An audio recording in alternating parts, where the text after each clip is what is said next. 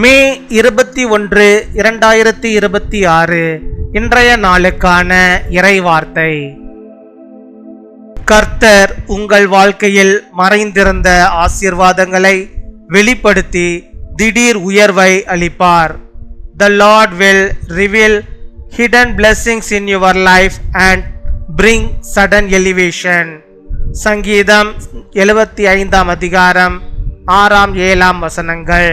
Psalm chapter 75 verse 6 and 7.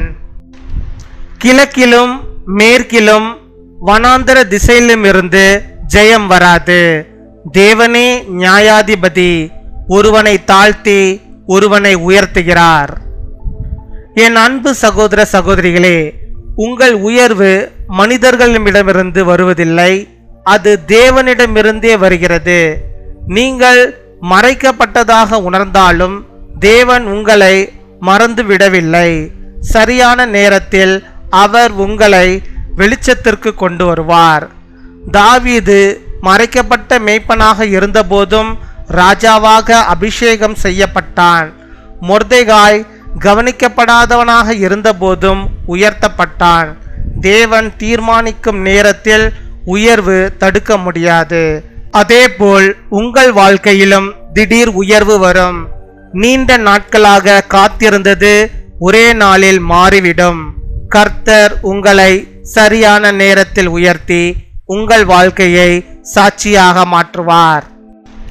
No one from the east or the west or from the desert can exalt a man, but it is God who judges. He brings one down, he exalts another.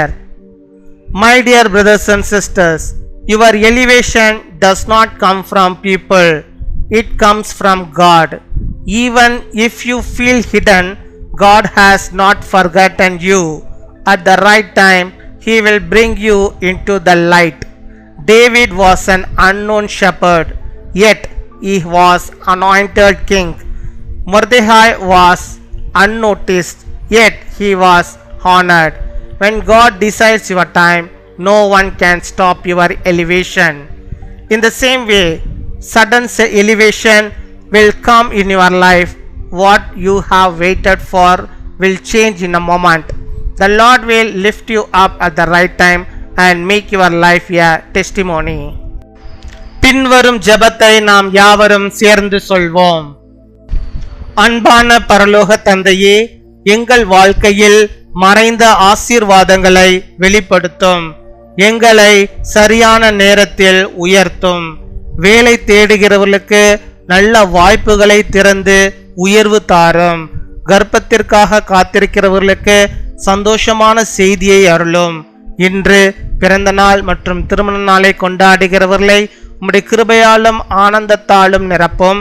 இயேசுவின் நாமத்தில் ஜெபிக்கிறோம். ஆமீன்.